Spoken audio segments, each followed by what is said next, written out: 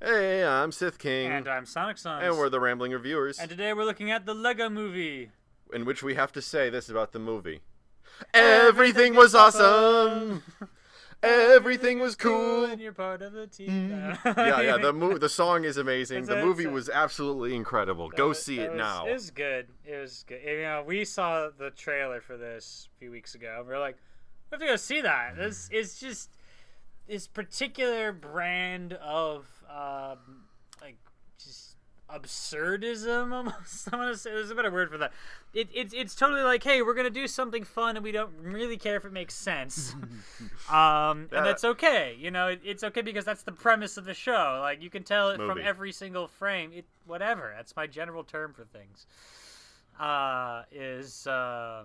It's freaking Legos, and clearly, you know, you think of Legos, you think of playing around and coming up with random weird ideas and stuff to build, and that's exactly what they did the entire movie. Hey, it's random weird stuff and stuff we're building and whatever.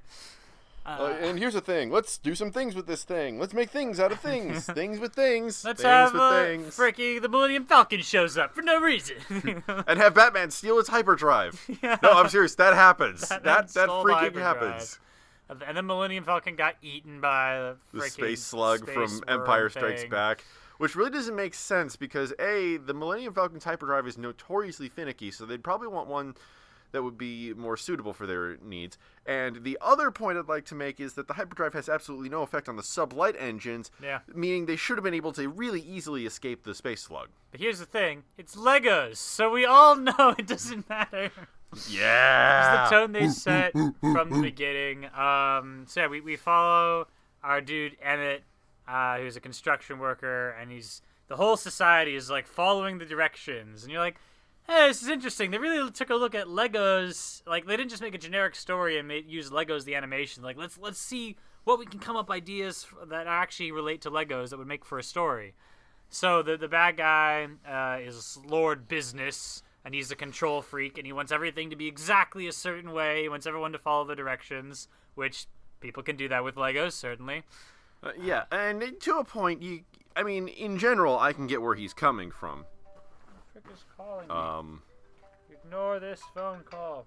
Oh, that's cool. Anyways, I can understand where he's coming from. Society does need structure in order for it to function properly. See, but right as soon as you get to there, we're already into a realm of analysis which is too complex for this movie. You know what I mean? Like, this isn't a societal commentary on whether or not society needs structure to org. It's just like, everything is awesome. Dude, you're capping pretty hard there. Yeah, but, a little bit. But okay, so yeah, in general, there needs to be some order. I understand that, but it's clear what the intention is. You know, everything that's not part of the plan gets destroyed, and identical buildings get built in its place. Yeah, and his super evil weapon is just super glue. Or crazy glue, which comes out as Craggle. Yeah, because eventually you can use Craggle to, stick everything in place and make sure it doesn't move. Right. So it's about, creativity versus obedience and stuff. Which, okay, that's a pretty good story. And we start off with, so like he in the prologue, captures the Craggle and a prophecy is made, and the whole time everything is parody of itself. Morgan Freeman's giving out this prophecy of the special one, and he says, the greatest one of all the times. Oh, this is true because it rhymes. Like, the show is constantly like winking at you, like, yeah, whatever, it's Legos, we don't care. And then we jump to 8.5 years later, and it's like a evil utopia. It was kind of funny. Imagine 1984, but where everyone is honestly happy. Yeah. And then you discover there's an underbelly of, but it's also regimented. There's no creativity and stuff. But it's still kind of fun. Like, hey, we're in the evil version of things. It's still fun. Like, clearly this movie will never be all that depressing when their freaking Mordor is still singing. You imagine all the orcs. Everything is awesome. Everything is cool when you've got a routine. Part of a team, I thought it was. Part of a team? Yeah. Well, there's also a part about following a dream living a dream, and then there's another when you follow routine. Oh, okay.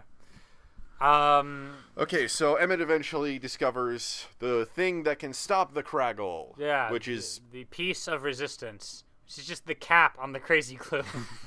And you're like, all right, cool. We'll go with these rules. It's silly, but that's the point. I get it. and then And Emmett eventually finds it, and then he's broken out of jail because they put him in jail by Wildstar. Wild Style. Wild Style. Wild Style. And everyone thinks she's a DJ because of her name. Yep. Wild Style is kind of the action chick. And I give them this. She maintained her streak as the action chick. Yeah, she was never rescued by anybody. Well, okay, a little bit when everyone in the world was kidnapped at the same time, but that's not the same thing. Yeah, and a little when, okay, sure, but she was part of a group that was rescued. It wasn't yeah. her being... It wasn't just, let's go save the girl. It was, action chick. Yeah, she maintained her awesomeness throughout the whole movie. Yeah, I like that. And discovers that Emmett is incredibly boring. Like, what the frick? You're supposed to be the most interesting person in the universe. I don't always play with Legos, but when I do, I drink Dos Equis. Stay thirsty, my friends. Yeah. Too bad they didn't have that as the most interesting man in the world. That would have been interesting. It would be interesting. The most interesting, would you say? Yeah. That's what I just said. Yeah. Well, I was trying to show the humor in telling it. Whatever. But anyways, it turns out that Emmett is utterly boring. See, there are these things called master builders, and they're capable of building...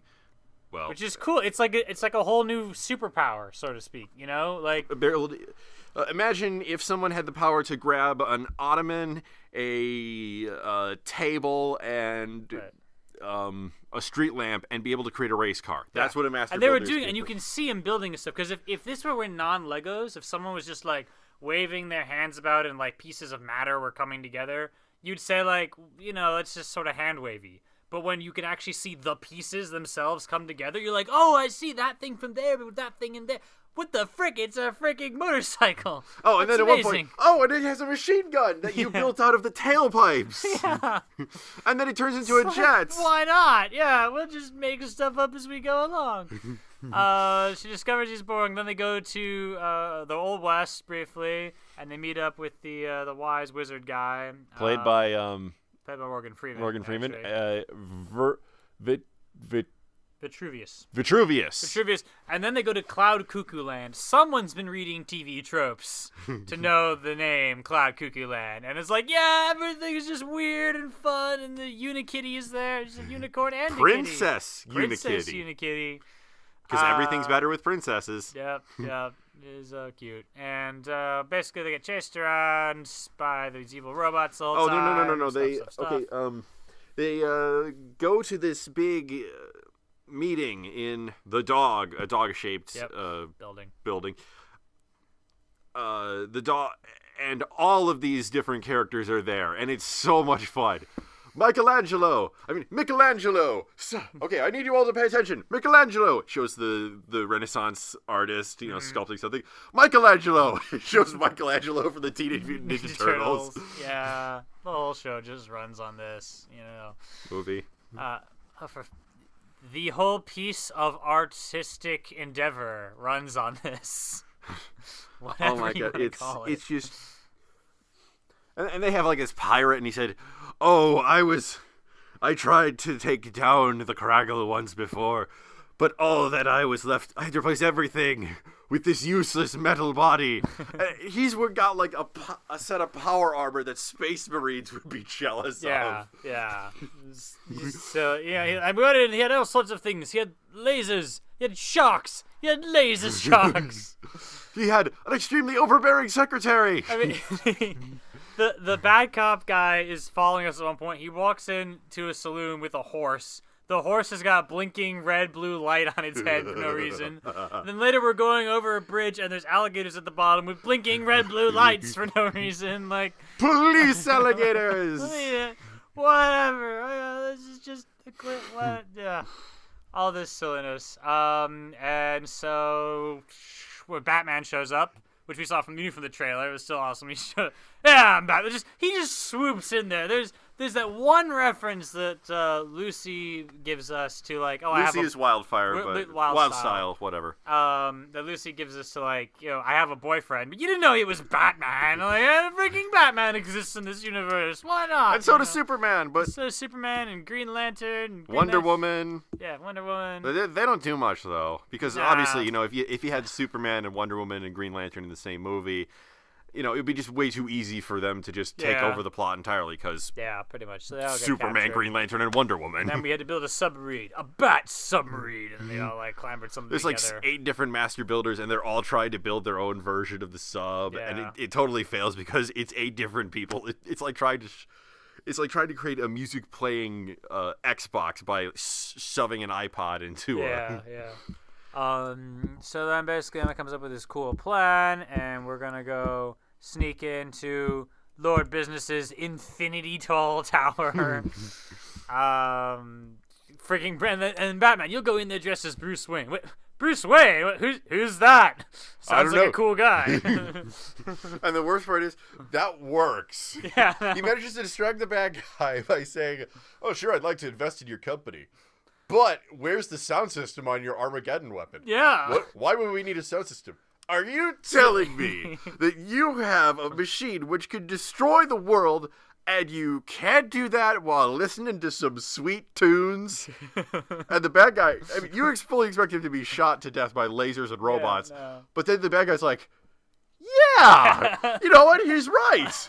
I could be listening to some awesome music while I do this. I want speakers big enough that I can hug with my arms and my legs. Yeah. So that Oh my God. happens, and the freaking thing is beeping because I didn't properly turn it off last time. Just turn off the sound. Yeah, all right. Anyway, But anyways, so and then like so then Emma gets captured basically, and then Emma comes up with this cool idea that involves throwing himself off the side of the building in order to snap these power lines he's attached to. yeah, which would have electrocuted every one of the master builders. Yeah. So he falls off the edge of the universe, and here's just where it got kind of weird. And I'm not sure. It's kind of good, but kind of bad. What happened here? Yeah, I wasn't in favor of it. So Although, real life humans quick show up, question: yeah. why the hell would you build your Infinity +1 tower next to the Infinite Portal of Doom? Doesn't that answer itself? I mean, if you're an evil guy and you want to throw things out of windows I know, but into portals if of I'm doom, an evil guy, I'm gonna make sure that if I don't place something on the edge and it falls off, I'm not gonna lose something forever just because I was careless. Or if something went wrong, the entire business tower falls into the ocean. that'd be interesting. Anyway, I mean, into the nothingness. so Emmett falls off the edge of the universe essentially, which turns out to be a table, and he falls onto the floor, and it's like a real life kid walks in. You're like, wait, I thought this was a Legos. The whole movie was Legos until this real life kid shows up. And it turns out like the entire show is, and this is hard to figure because on the one hand it's like, oh, so the entire thing is about this kid and his dad. But then you're like, so does that mean none of our characters actually had like a personality to themselves? And then it's like, no. Emmett does move on his own to get the kid's attention, like magically. So you're like, oh, I guess they really do have personalities. But when they move, it just doesn't look like they're. Do they only move when the kid moves them, and they just thought they wanted to move at that time? Because like their story happens to parallel the kid's story and Lord Business's story. I mean, the kid's and his dad's story so well. You're just a little vague. Like what happened? Yeah. What happens is that the kid is playing with Legos downstairs in the basement. Yeah. And his dad is like a real control freak. Yeah, and he has like this huge Lego collection. He's built all these buildings and stuff. And he gets really mad at the kid because he set all this up exactly right. And he wanted to use the Kraggle or crazy glue to stick everything down so that no one would mess with it anymore. Yeah. In the end, what happens is that the kid convinces his dad that it's okay to just play with the Legos because it's just really fun to do. Yeah. Which is fine. But at the same time, Emmett is convincing Lord Business of the same thing. And you're like, so is that just meant to be a coincidence that Emmett has the same thoughts as the kid? Or is he like the psychic projection of the kid? Or the... And we'd spent the whole movie following Emmett, and all his friends. And suddenly his struggles don't matter anymore because it was never his struggle. All this was just an allegory. So the characters we thought we got to know and love suddenly don't really have a point because they didn't really exist. Except they did, and this is where it gets weird, because they did kind of, because, again, Emmett moves himself via pure magic, in order to save the day in the real world. So you're like, so he does exist, but he also doesn't exist. Like, yeah. It's just, and I know this whole movie, they've been doing crazy, silly things, but it was within a certain sphere. Like, you could understand the rules of our crazy, silly world. And then it was a different kind of crazy. I've said this before, I'll say it again. Yeah. I don't care if you have bullshit in your movie. Yeah. I really don't. Okay, well, I do, but, that's a whole different kettle of fish. What I want is for you to keep your bullshit consistent. Is this real or is this not real? Is this taking place in an alternate reality where Legos are real, or is this taking place in the mind of some autistic kid who's just shaking a snow globe of a hospital? And yeah. The Saint Elsewhere. Yeah. Now, they did reference early on that there was the man upstairs, and you saw an image of a human hand. But I was willing to just, accept that and sort of let it go, and that'll just be in the background. It's not part of the plot, per se. It's just a little hint or a little joke, like, in real life, these things are manipulated by humans, but these Legos are alive, type of thing, Yeah, I don't know. So I mean, I could get this idea that, hey, we're gonna do this bold twist, and it's about a kid and his dad, and the theme of that story, which is all about let's play and have fun and not be so serious all the time, is exactly the same theme, one of the main themes anyway, of the Lego story, which is, hey, let's be all creative and cloud cuckoo landy and stuff. We don't need to follow Lord Business's regime all the time. So there was parallel there. Like, it wasn't just completely unrelated. But I could find myself, if I was sitting in the story room with these guys, I'd say, that sounds interesting, but I'm not so sure if we're gonna follow our characters all this time and suddenly throw their reality into question. It just kind of feels like they're negating all the sacrifices that all of these characters are doing. That they had this awesome moment where everyone in the city realizes, yes, we too can be master builders, and like they start building. I love this. that. This guy turns a fire truck into a mecha, and he's smacking down the cube-shaped the robots, basically. Robots, and then there's this guy who turns a cement truck into a flying machine with lasers. Yeah, and then there's a woman who turns a cart into a toboggan pulled by her cats. Yeah.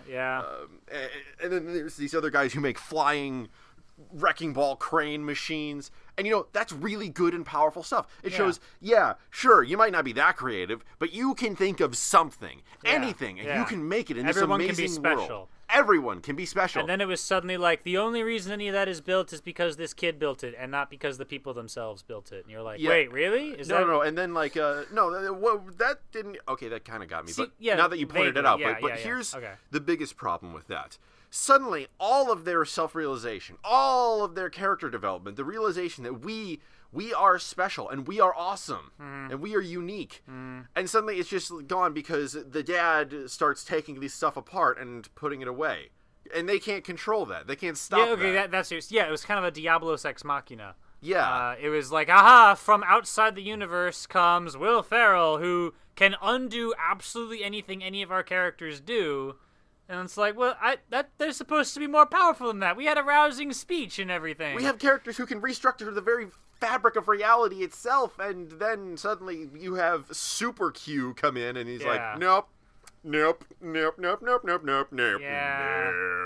If you're gonna do the real life story thing, it probably should have been clear allegory from the beginning. Like, we see the kid and his dad several times. You know what movie did this better? What? Bridge to Terabithia. Bridge to Terabithia? Interesting. I mean, they had fantastic elements, but it was clear that it was always in the kids' minds, and this was their made-up fantasy world that they were playing in. Yeah, I could see that. And yes, sometimes real life intruded on the real world. into this fantasy world. Yeah. But it was always clear that the fantasy world was just that, a fantasy made up by these children.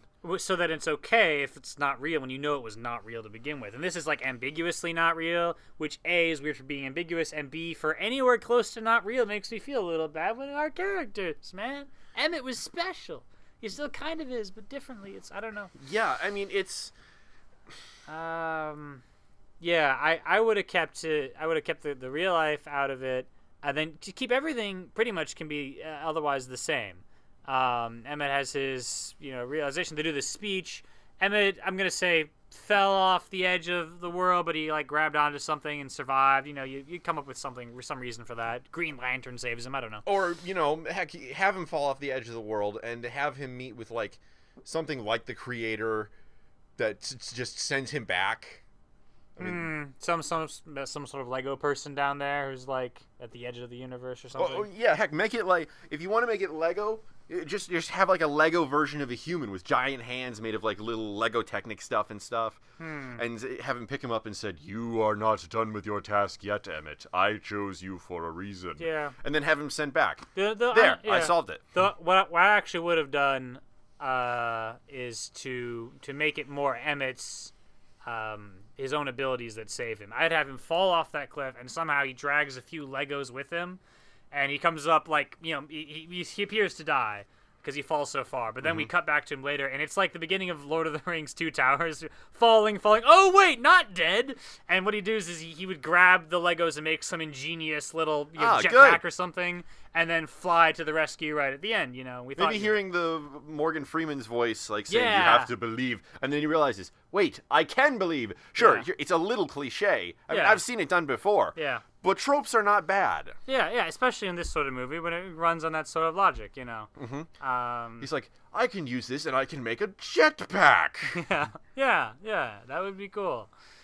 And then so then he would they'd sort of retake the city, and it looks like business is about to be defeated, and then you could still do the whole reconciliation idea. Why not? It's that sort of relaxed movie. Business is kind of a fun guy. He wasn't like freaking Sauron or something. Well, he kind of was a little like Sauron. You know what I mean, though? He was like parody Sauron. Yeah, he was parody Sauron. He was the Sauron you could still smile when he's on screen. Like, there he is. His Lord. His freaking evil plan is called Taco Tuesday. This is the kind of villain we're dealing with, So then you would reconcile, and he would say, "Okay, I understand, and I'll build my cool city here, and you can build your Cloud Cuckoo land over there." And at the very end, the way they ended this movie was, so the father and son reconcile, and then it was, "Oh, but now your sister's gonna get to play down here too." And the Lego characters are like, "Oh no, these weird girly toys are here all of a sudden." Duplo, we're Duplo, and we're here to destroy you. Duplo, I couldn't hear them. Yeah.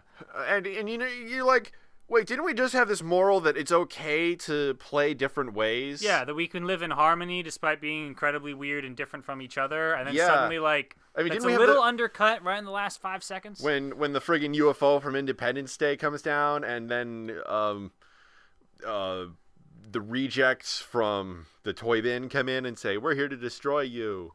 Yeah, no, what I would have done is they'd have a small moment of like, "Oh man, so much has been destroyed, and that's so sad." And then Emma would say something like, "But you know what? I bet we can build it even better." And then everyone just jumps into action, making all sorts of cool stuff. And then that would be the credits, all of them rebuilding everything, while, of course, they would play the song. Oh, no. Everything is awesome. No. Here's what the end would be. We can make it even better! And they all jump at once, and they freeze frame on that. And then, like, it shows, like, a montage of all the different scenes of them rebuilding the city, except making it super awesome and cool. It could be a montage, Like, sure, there's an office building, but with a space shuttle and a roller coaster. Yeah, no, you could imagine that. Like, it's a close-up, just like they're building a regular building and they're smiling, and you zoom out a bit, and it's in space, and the whole thing's, like, being carried by a UFO tractor beam or something, And no. Being carried by both a UFO with a tractor beam and a dragon with a space helmet. Yeah. yeah. And it's a series of these, it's normal, but wait. It's normal, but wait, for the credits. That'd be really nice. Yeah. Yeah. The credits are okay as they were, but let's tie them into the story. Like the coffee stand, the guy's pouring coffee, but then you zoom out and it's a mecha. It's like climbing this building to deliver coffee to people. Yeah. So that'd be fun. I love the theme of it. I love that he's like a boring normal guy and he has great potential inside of him, which is a cliche thing, but it was done in a fresh way, really. And then it was everyone. It wasn't just Emmett. It was literally everyone in the world. You're all awesome at the same time. Go! With the power of awesome, we will win. With the power of playing and creativity, we will defeat the forces of boring and dominance and so forth. Yeah, I mean, it's... yes, we've seen it before, just, you're the chosen one. And then they say, you know what, there was no chosen one. Yeah.